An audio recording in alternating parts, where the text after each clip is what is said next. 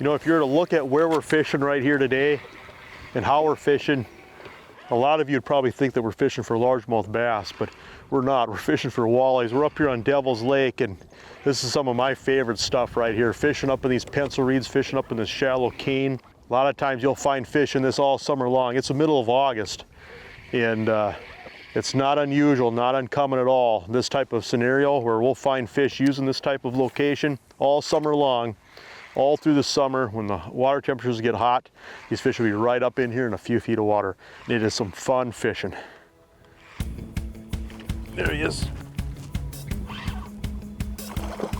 Nice walleye. Boat's only in about 3.5 feet of water. We're throwing these big tails right up into the pencil reeds here. Yeah, beautiful fish. You just see that stout hook, but you kind of need that stout hook for putting that extra pressure on these fish. You can just lift these fish right in.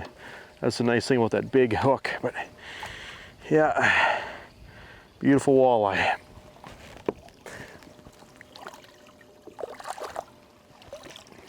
You know, this water feels warm. How warm is it? 75 degrees, and it's almost August. And a lot of times people think, you know, fish move deep. Dog days of summer.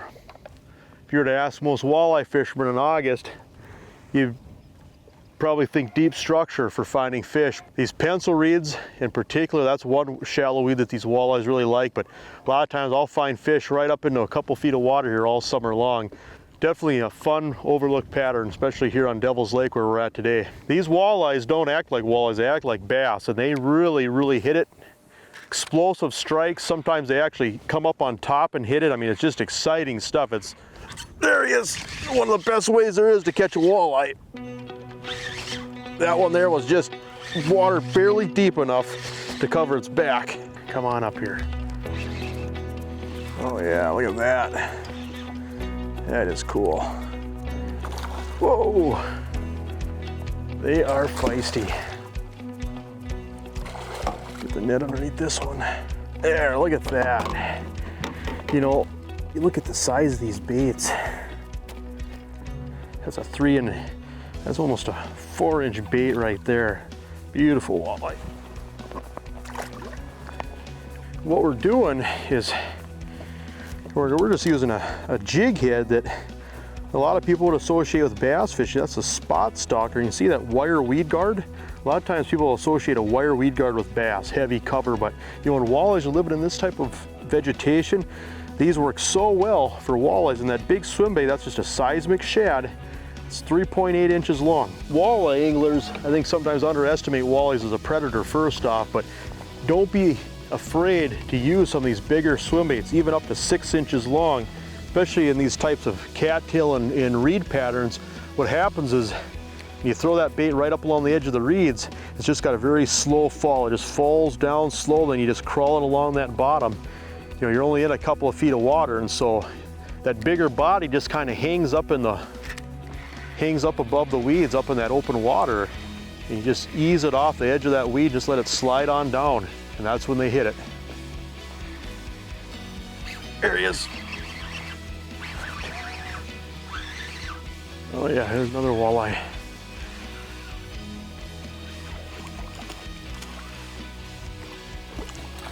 Lift them right in. There we go. Another chunker. You see that? Using 20-pound fluorocarbon leader, which makes it a little bit more pike proof. 10-pound braid, but that stout hook, that's important. When you get a fish on, you just keep on cranking them because you do not want them to get wrapped up in those stalks. Fun way to catch a fish.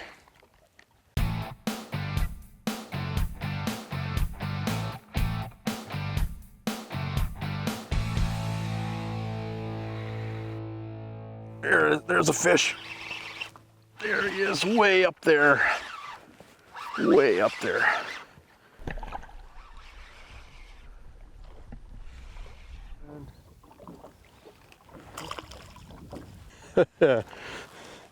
Even this guy mugged it here, and you know, a lot of times people look at that 4-inch, 3.8-inch bait, think that's too big for walleyes, but they just smoke it. There's no doubt in your mind when you get hit. I mean, they just thump it.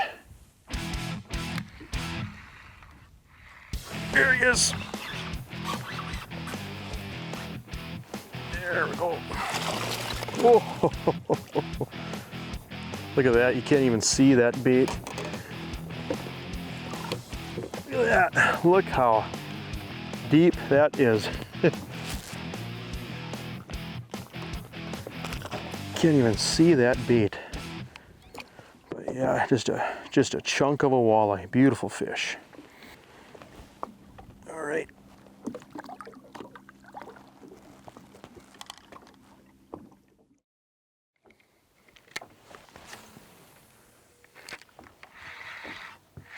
Running on a spot, you know, there's probably a quarter mile here of pencil reeds, but there's definitely sweet spots here where most of the fish are coming from, and typically almost always just a little bit of a sharper break right in tighter to the reed line.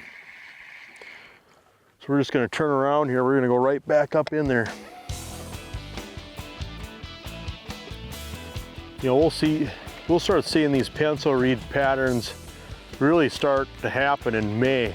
Early May even, and they'll happen throughout the duration of the summer. But what's interesting is even early in the year, right away in the springtime, when these pencil reeds are just starting to come up, I mean, they'll look like onions where they're only coming up 3, 4, 5 inches off the bottom. They'll be holding walleyes even at that time. And so a lot of times it isn't a bad strategy at all, especially where you have deeper pencil reeds in 5, 6, 7 feet of water.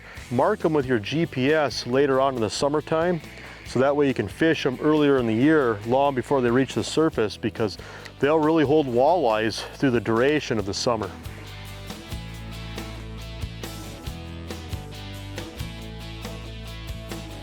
There he is.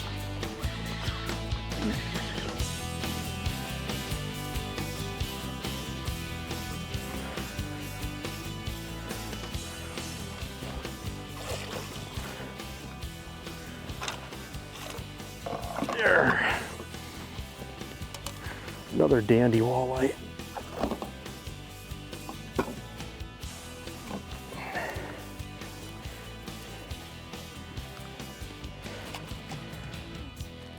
Great fish. There. There. Boy, that thing took off. That spot stalker jig, I'm really surprised more walleye anglers don't use a setup like this in places like Devil's Lake. Just that single weed guard for fishing flooded timber, cabbage, reeds like we're doing here today. That just makes your life so much easier. This thing just slides through everything. It's like having 4-wheel drive. You can get through anything with that. And the walleyes don't seem to mind. This is a dandy here. Haven't seen it yet, and that fish hit it like a ton of bricks. Fish does not want to come up. Can't even budge her. Oh yeah, look there, nice pike. And you're going to catch a lot of these whenever you're fishing around reeds. And that's why I'm using this heavy 20-pound fluorocarbon leader, is that these leaders just make your presentation a little bit more pike proof. But yeah, just a thick fish right there. Yeah, you're gonna encounter some toothy critters fishing like this, that's for sure. You know, one question we get asked a lot is how to fish, how to retrieve a swim bait. And you know, swim baits have gotten so popular here on Devil's Lake and in a lot of other places too. And you know, swim baits really complement crankbaits. I still use crankbaits a lot. In fact, in my opinion, when the fish are aggressive and when you need to cover more water and fish a little bit faster, especially when that water gets really stained and green, nothing beats a crankbait. But at the same time, you can come behind a crankbait and fish through some of the same water. You can fish a little bit slower. You can hit parts of the water column, parts of the profile that's coming off the shoreline that a crankbait might miss. And as a result, there's no right or wrong to fishing a swim bait. You can just cast and reel. or you can twitch them. A lot of times we'll just let them glide and just make sporadic weed contact, sporadic bottom contact, and just give it a little bit of a snap. But the thing to remember about these Kalin Sizmic shads, they have such a big paddle tail. And so that paddle tail puts off a lot of thump. You can feel that paddle tail working when you reel these baits in, and those walleyes can feel them too. And so don't hesitate even just to cast and reel these baits back, because even if that bait is a foot to 2 feet over the top of that fish, these fish can feel it. They can feel it coming, and they'll come up and hit it. There he is, there he is. That one was way up there. Sometimes these fish are so shallow that, oh yeah, that practically see the water roll off their back. Look at this. Look at that nice fish.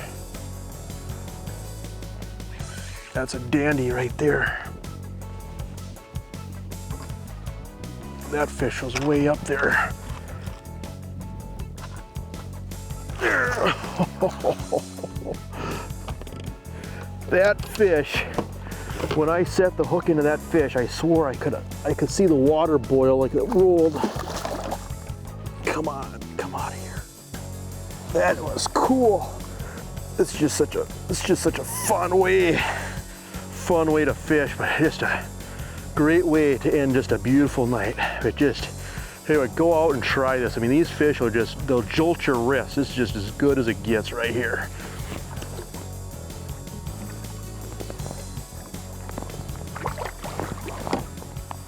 So yeah, that's what's doing all the damage, just that Kalin Sizmic shad.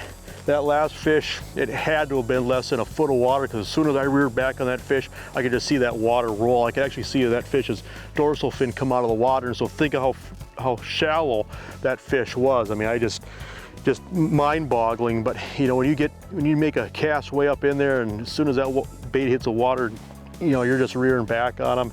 I tell you what, I don't know how anybody cannot enjoy that. So it's just a tremendous way to catch fish. I mean, this is just fun. Walleyes that hit and fight like largemouths, it doesn't get any better than that.